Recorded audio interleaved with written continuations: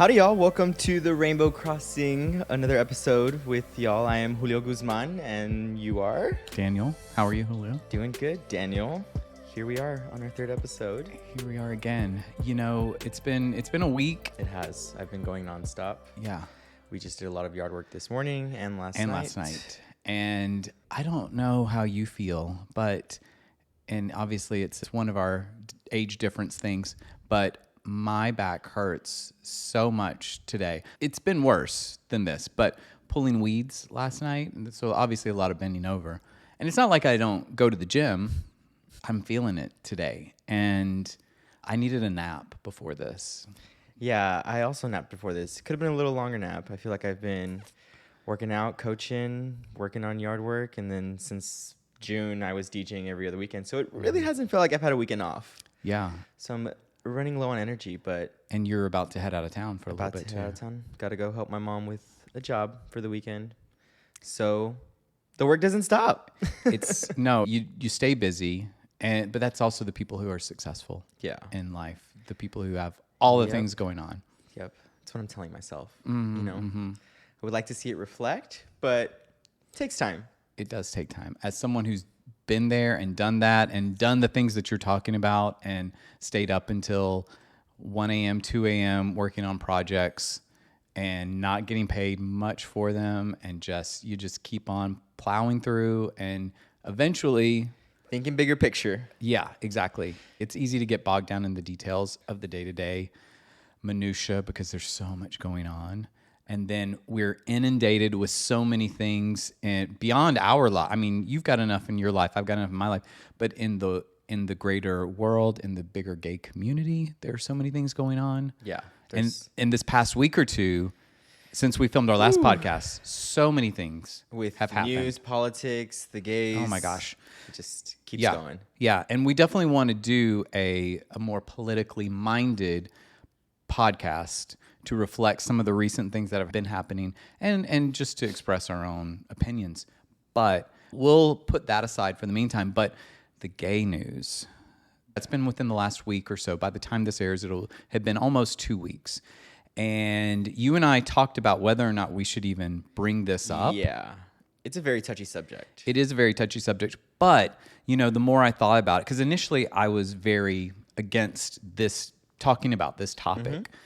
And I changed my mind on it. And the topic is Austin Wolf. I would assume that any gay who is paying attention at all has known this has happened. I had multiple people message me that same day when it happened. So it seemed like it's pretty much out there. But the reason that I wanted to talk about this was because I went and looked at his social media followings on Instagram.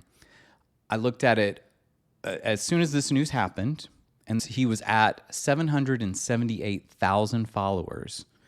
And as of an hour ago, he had only lost 9,000 of those followers. He still has almost 770,000 That is followers. Insane.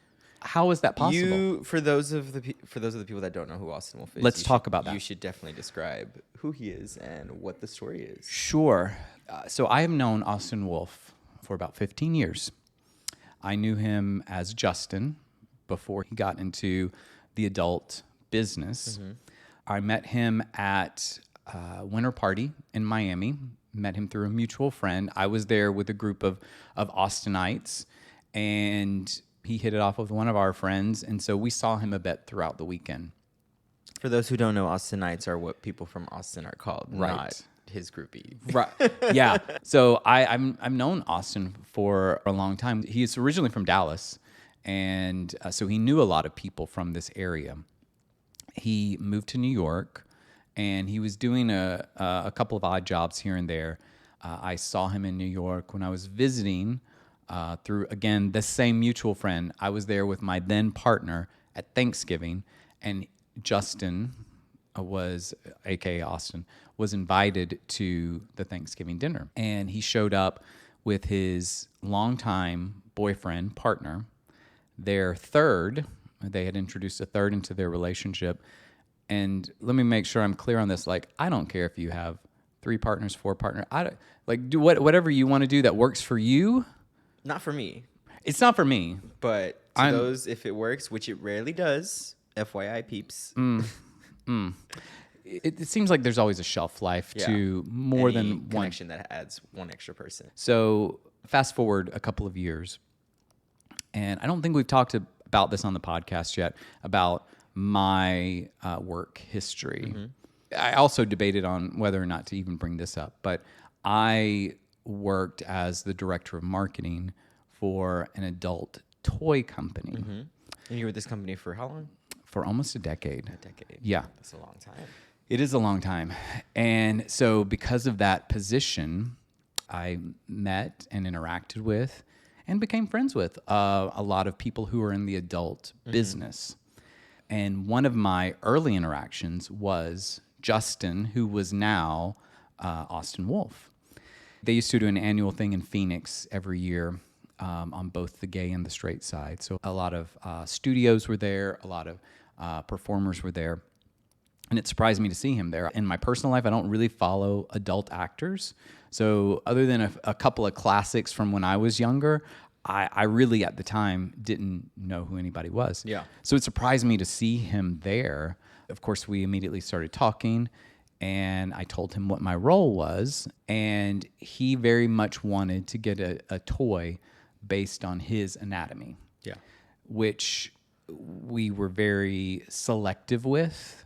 It was really a badge of honor for someone to be asked I'm sure. to do this, because we only signed usually 3 or 4 guys and girls a year. So it had to be like the people that everyone wanted, basically. Yeah, absolutely. Austin was very new to the scene at the time. So I told him, we'll take a look at it, but you need certain marketing numbers to do it. He was new at the time. He didn't have the numbers then that he does now. And I was not able to sign him at the time. I was at a party a short time later and saw him there. And he gave me like the nastiest look and attitude. Because you didn't sign him? Because I didn't sign him. And I actually was about to approach him and have a conversation about what we needed to do to get him there. And the attitude was just so bad. Sounds selfish. A lot of selfish people will put out something and want something, and if you're not giving them what they're looking for, then they just start acting like you don't exist. Sure, and that's definitely how I was treated. So, he continued to be in my world, my professional world, for the next several years, and I continued to sign new talent. And one of the things as I became more involved in my role was not only was I going to sign people who had the numbers, but I was going to sign people who I enjoyed working with. That's a big part of a lot of different things. Yeah. Because if you sign somebody who's not a good person or is not feeding the type of energy you're trying to work with, it can be the worst experience of your life. Absolutely. And that happened on a couple of occasions. And you don't want to make money for somebody like that. Well, and I don't want to have to deal with them. I don't want to have to work with them. And it was someone that ultimately I decided I did not want to be involved with. He had a couple of scandals here and there and really was making light of it. I don't know if you remember, there was the airline person that he had sex with in the bathroom, a flight attendant. Yes. Do you remember that? 3 years ago? It's been a couple of years. I remember that. It was on Twitter. Yes. Everywhere. Yes. And after it happened, that flight attendant, got fired as a result of that. We need to stop making dumb decisions for men. Like, Yeah. like, what was the point of that? It cost the guy his job. Literally. And Offer some. Right, and he has to take full responsibility for his actions. However, at an award show after that had happened, Austin won an award for something, and he made light of the situation, which I thought was in really bad taste because this guy had lost his job as a result of this. Again, it was the guy's decision to do it. For sure. So it's not like all of the blame can be placed on Austin, but it was his attitude about it and the opportunity to make a joke of it. So all of that said, I have kept my distance from him for several years now because I didn't care for what he presented to me as his character, but I had no idea any of this was underneath. Well, people right now listening still might not even know what you're talking about Right. as to what just happened. And I've been very cautious about what to even say. For sure, specifically because this specific scenario that just happened is pushed onto the gay community by people Right. with political agendas. Right. And We actually do have quite a few straight listeners, too, who probably are completely unaware of this situation. But Austin Wolf was found with, I think, hundreds of cases of child pornography. And he had been found through the app Telegram. This was announced, like I said, a week or so ago. And the way they announced it, all of the evidence that they put out there. sure. So it's probably a open and closed case, but of course, you know, he's an attorney, he'll fight it, whatever. But I can't imagine he's going to get out of this. No, he shouldn't. He needs to be dealt with and charged with every single thing that he's guilty of, but also needs to get mental health help because that's the main issue here. Like, Yeah. I don't want people to assume that just because that gay person did that thing to children, that gay people are groomers, because people will say that all the time. Right. It's more of a mental health issue because not only was he gay, he could have been a straight man. Straight men overall do this a lot, and sometimes even women do this to children as well. So I don't want this picture to be painted on the gay community because honestly, it's all down to mental health. Right. And this is one of those instances that we don't really hear about very often in the gay community. Not at all.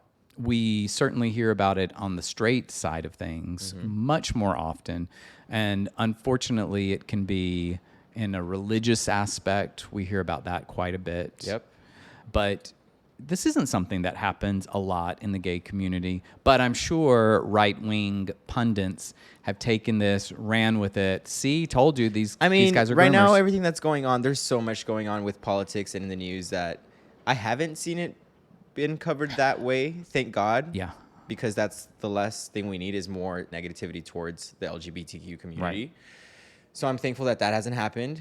And I hope that they're thinking of this more as a mental health issue than a gay problem. I hope so. I don't watch Fox News or I- any of those, so I don't know what has been said. Neither have I. But usually You hear it. It comes yes. through. Yeah.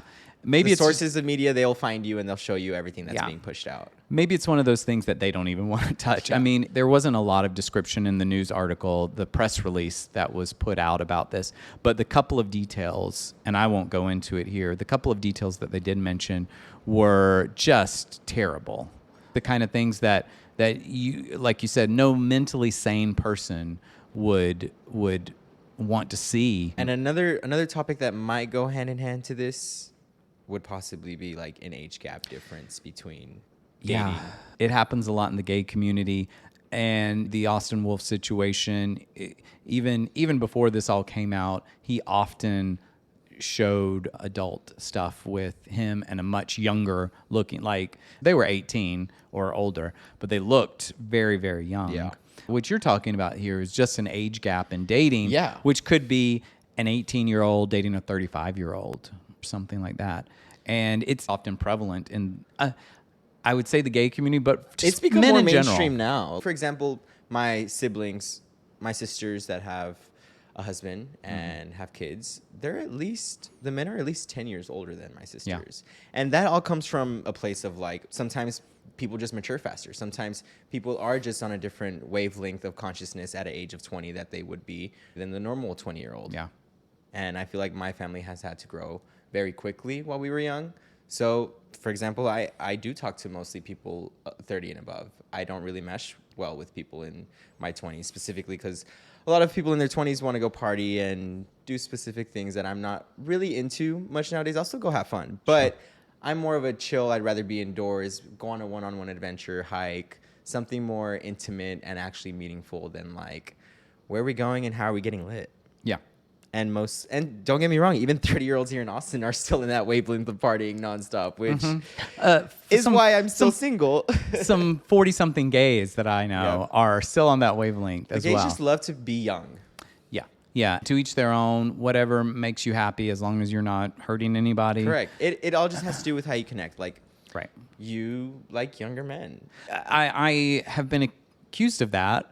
And My response is always, it's not that I have dated guys who are younger than me in the last several years. The partner that I was with for 11 years, he and I were about the same age. But since then, I have dated younger, but it has not been purposeful. People put me in the daddy, I mean, I am of that age, the daddy category age. But it's not that I am out there seeking people who are 25 years old or whatever. It is that I think they're seeking out people, For sure. me, Everyone my in this age. age, I mean, hello, I'm guilty too over here seeking 30 and above.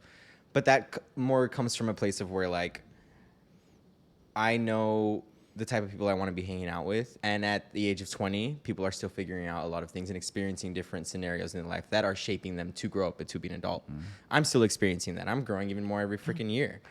But I have experienced so much in my youth that I feel older in my 20s, and I feel like you can testify to my age and maturity that I would most likely be getting along with people in their 30s. Yeah, absolutely. Whether it sticks or not, that's the bigger problem. Mostly every time that every person that I enjoy in their 30s will always see me very young, and that's where it doesn't click, because they like hanging out with me. They enjoy my company, but once it comes to something serious, they're like, well, you're like really young. I don't know if it could go anywhere. Yeah. And I'm like, well, why don't you just take me for who I am and just stop seeing the number? Yeah. As the person on the other side of that, it can be challenging. Several years ago, I dated someone who was just a wonderful person. And we dated for several weeks. And he always came over to my place. And one time we were in the vicinity of his place. So we stopped over there and we even spent the night there. And it felt like a college apartment. And it was very sparse. And bed frame was on the floor. Not many decorations. Nothing really on the wall. Not enough furniture to fill the space, which is, I mean, I'm not judging any of that, but it really clicked in my head. Oh, you're in a completely different place than I am. Yeah. And it definitely makes you want to pull back a little bit, because at the end of the day, what we're all looking for is just someone who will meet us on our level. You want as many things to line up as they possibly can. Yeah, opposites attract, and finding the differences in someone else is fun and exciting. But at the end of the day, for a relationship to go the distance, you just need some fundamental similarities in order for that to happen. But also some openness, like maybe not let Sure. this specific thing of a number affect how I feel towards you. No, absolutely. The number is, as you said, just a number. Except in some cases, I think that there is a difference between a 28-year-old dating an 18-year-old and a 38-year-old dating a 28-year-old. For sure. There's still 10 years age difference in both of those scenarios, but an 18-year-old is still oftentimes still kind of a kid. Is a kid, in my opinion. Like, you're legal, Yeah. but like, what have you learned at that point? Yeah. Besides, like, I know some people go through specific different things, but like at that point, that's the first time you're an adult. You're going into a new world as yourself, by yourself. So at that point, until you learn more specific things, you do have the mindset of a child. Yeah. You're not legally drinking alcohol at that point. You're probably living on your own for the first time, if you're even living on your own for the first time. They just haven't been exposed to a lot of life. So it's challenging for me to think of ever dating someone that young. I mean, I can't even you date wouldn't, 18 and year old. I would not even you're consider pretty close it. to 18. I would not. Nope. Quickly. If some kid hits on me, I'm saying kid, because to me, that's an 18-year-old. To me, I see an 18-year-old, I'm like, Yeah. that's still a child. Yeah. Now I get it. Now I get why guys didn't want to date me. But my mindset was completely different at 18. I was still having fun, Yeah. definitely. But I wasn't like, well, no, I was trifling. I was definitely trifling at 18.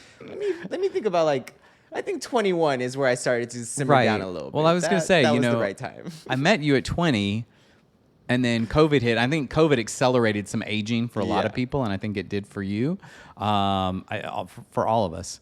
And I definitely saw you calm down a little bit because you were kind of forced to. You took a big leap at a young age, and a lot of people take into their 20s and even 30s to start making that leap towards feeling like they're really adults and acting like they're really adults.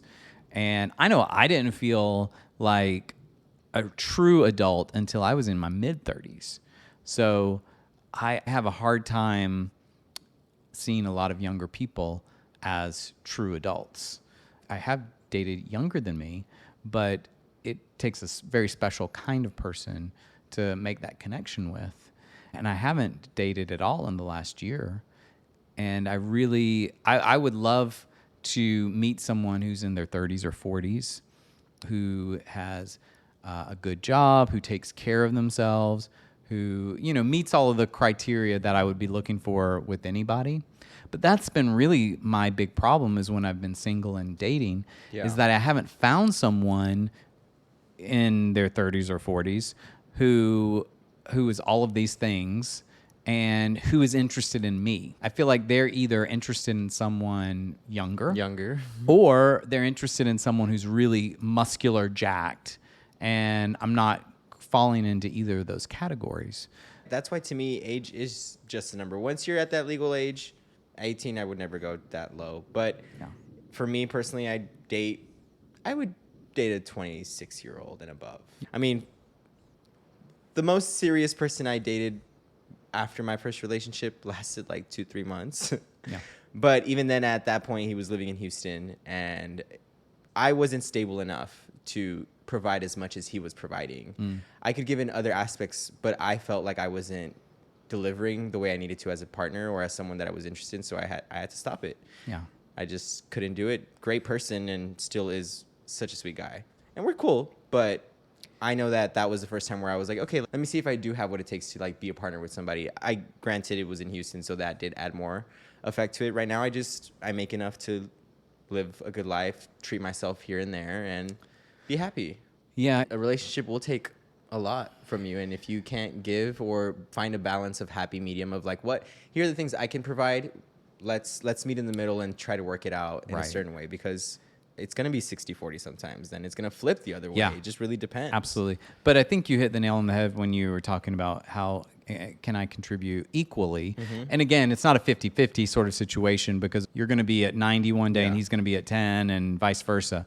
But the important thing is that over the distance of the relationship, are both parties contributing equally, and that doesn't mean monetarily.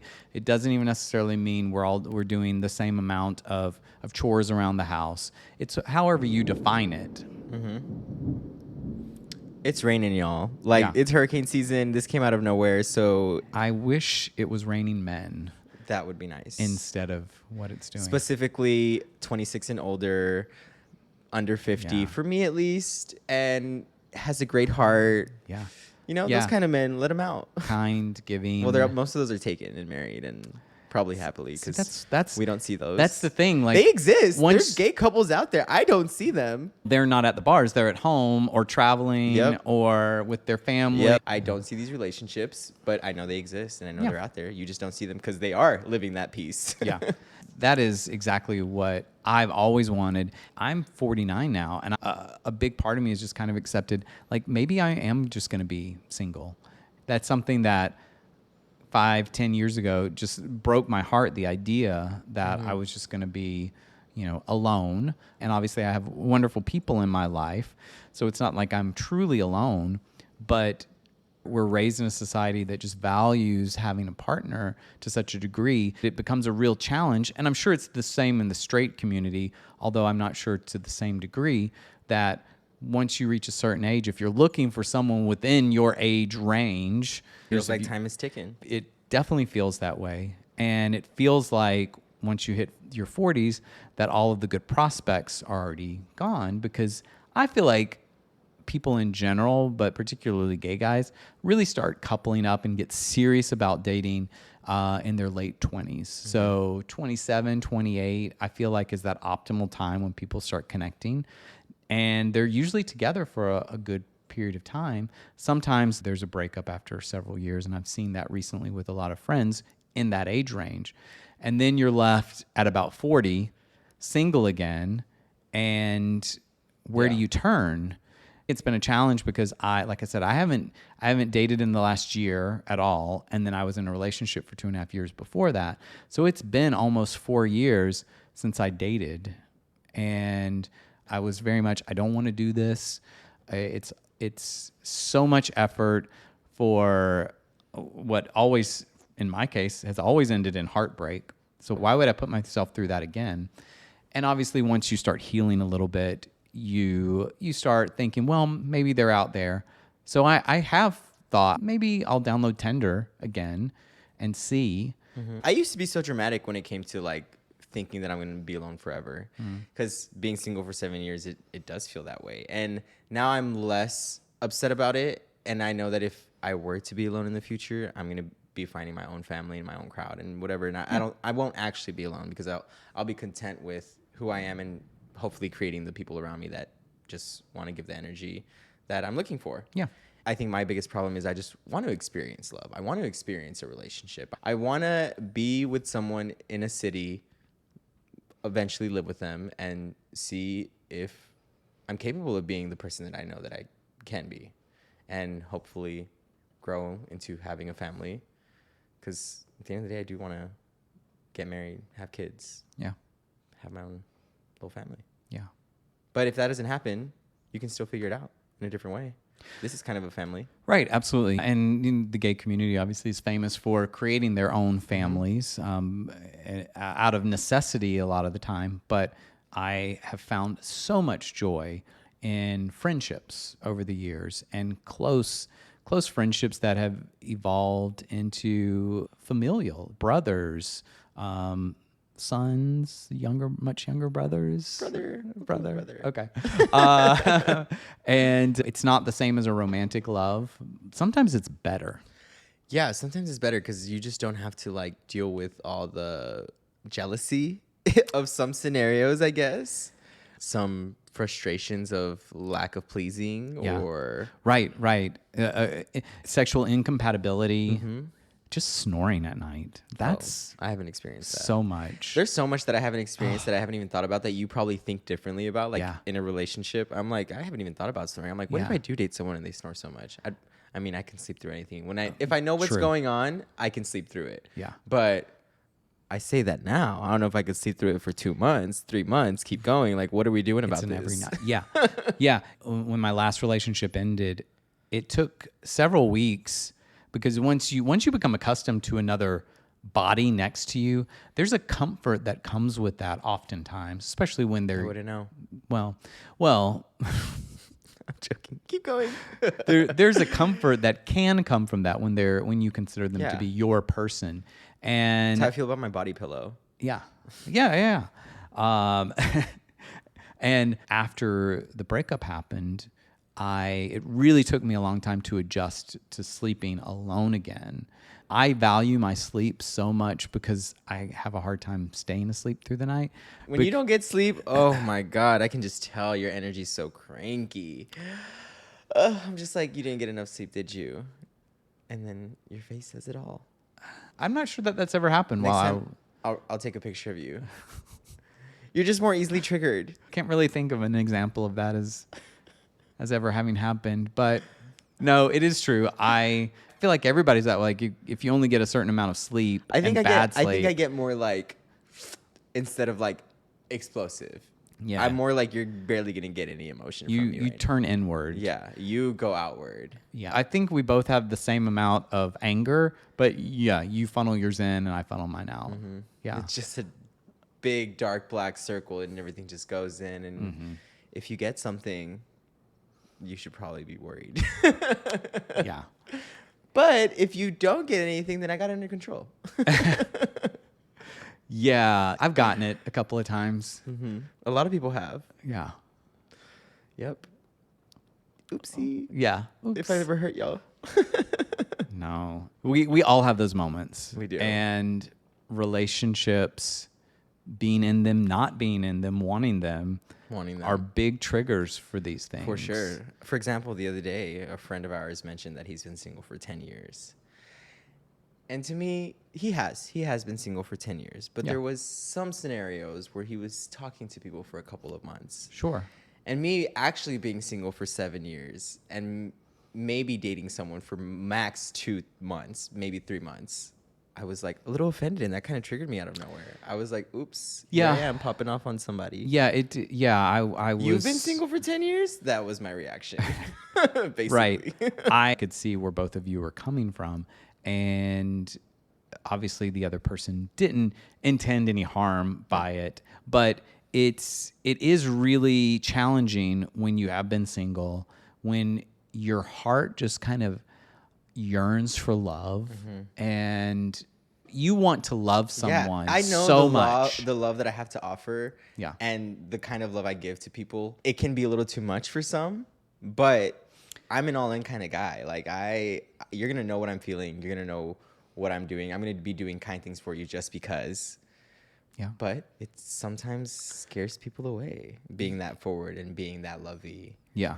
But I feel like that's what a lot of people really do want that. Or they think they do, but I don't know what it is. Something is wrong where because sometimes I say I want that, and sometimes other people say I want that. Then you give that energy, or that energy's applied, and it freaks people out, and they're like, "Whoa." I think what it does is it just amplifies their uncertainty about, like, maybe they're not 100% in, and you do that, and they're like, "Oh, wait," and it gives them an excuse to pull back. And I think it's a subconscious thing, but Sure. I do think that that's the case, because when you connect with your person, that's all you want. And having dated and been in a few relationships over decades, I never got that from anybody. I always wanted that person who would just give you the world and would be thinking about you and do these kind, sweet gestures. And they weren't that kind of person. Yeah. And it's not that they were necessarily bad people. They just weren't that giving. And I just longed for it and never found it.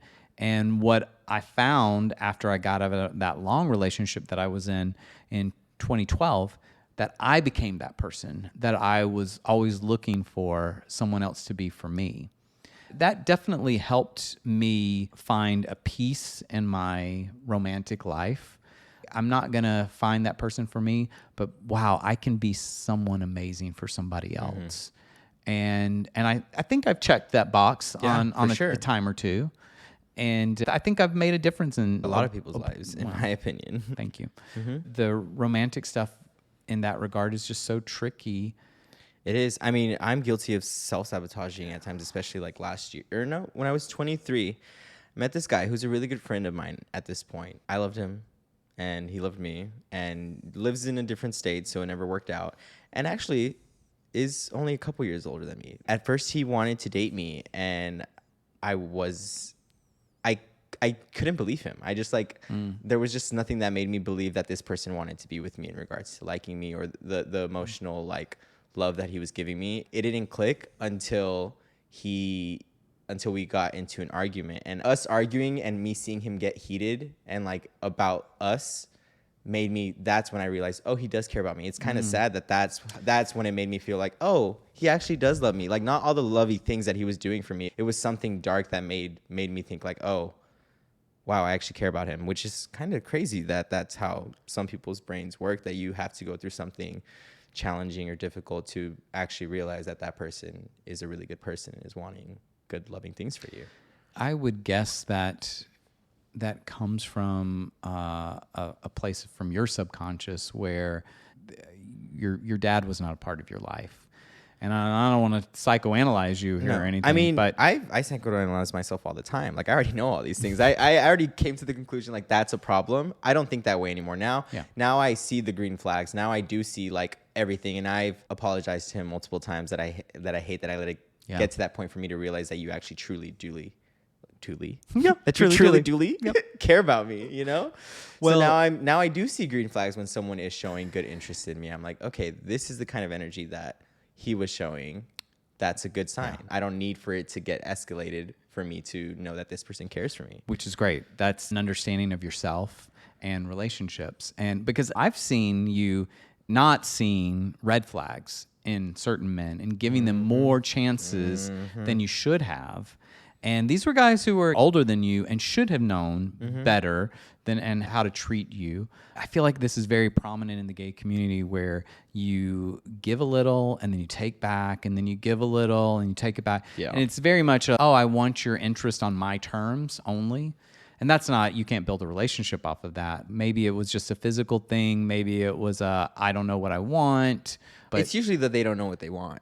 They think they do. They'll say some things, or they'll let certain substances take control of how they're feeling. And then sometimes you'll actually hear the real things. And then when they're sober, it's like, oh, yeah, no. It's like, what?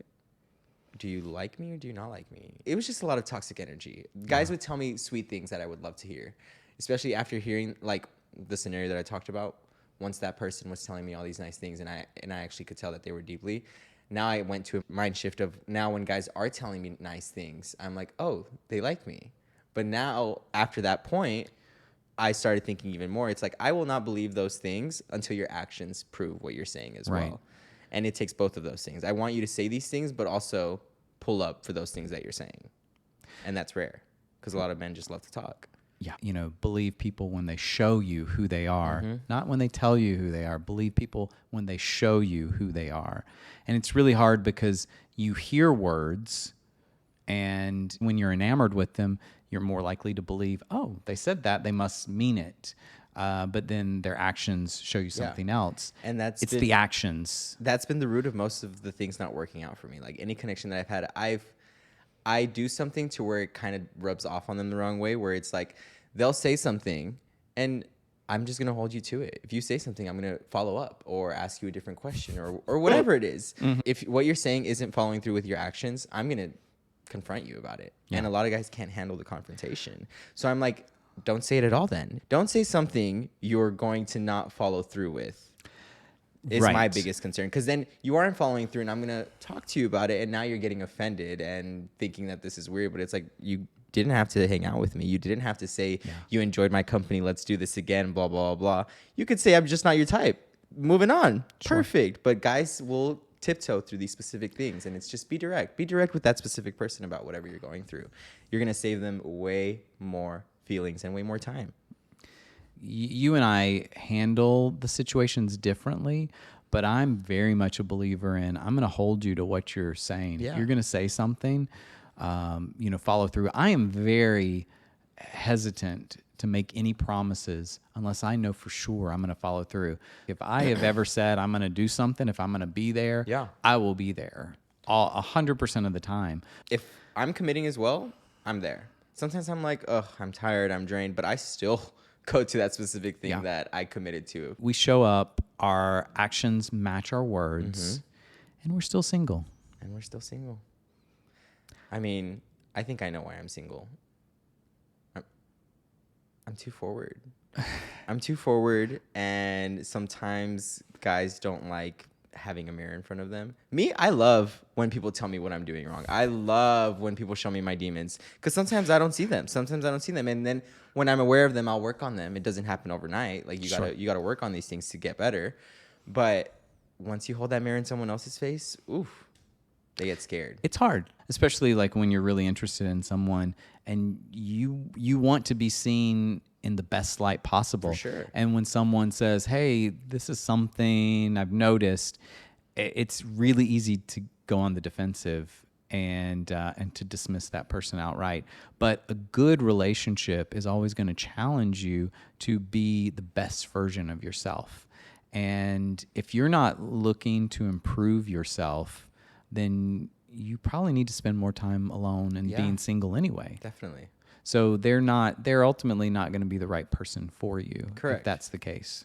Which I'm okay with. I'm all good about cutting people off and moving on with my next life, but you will not tell me something and not follow through with it and expect me not to reach back out. I will reach back out. Just tell me what you're feeling. Like just be direct with me.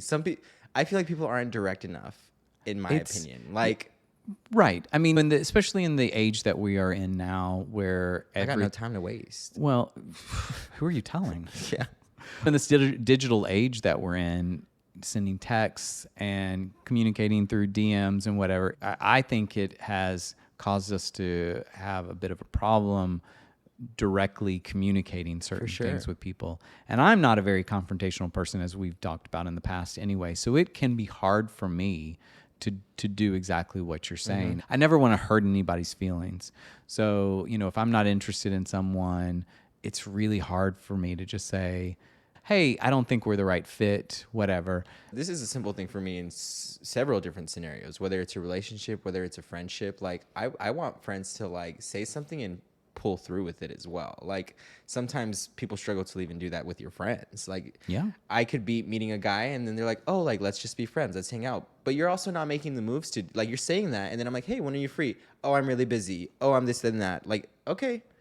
So do you have time for friends? Do you want to be friends? Right. Like, if not, totally cool too. But don't go telling people something and then not follow through with it. Right. And just be direct. It all goes back to your words matching your actions. Exactly. And if you're not interested in someone, just, I don't think we're a match. Maybe that's the end. And then if you become friends later, great. But don't promise a friendship. Don't say, I want a second date, and then do something dramatic like ghost them or not have your actions match your words. Correct. Because then it just paints a bad picture on you. Right. Just something to work on. I mean, we all have We all things have things we need to work on. Sure. 1,000%. Yeah. The stuff you and I have to work, it's pretty minimal at this point. I mean, I say that, then every day I wake up, I'm like, is this a new problem? Am I losing my brain cells? Am I getting smarter? Only time will tell. You know, when we have a really huge audience, not if, when we have a There really you huge go. audience, I think we should like raffle off you for a date or something so we can. Now you pimping me out. We'd screen the applicants. Yeah, for sure. Daniel's also single and looking. Well, he's not looking, but I'm not if the looking. right person comes around, Yeah. we're down. We're game. Yeah. Maybe I'll download Tinder again. Yeah, you have fun with that. I'm okay. Roster's closed. Yeah. Until someone can show me what's up and they're actually going to like pull through with what they're saying, then everyone else is not worth my time at the moment. Yeah. Not even you. Oh. I'm leaving. I'm joking. On that note, On that note, what did we learn today? So, gay people are not groomers. That's a mental health issue. yeah.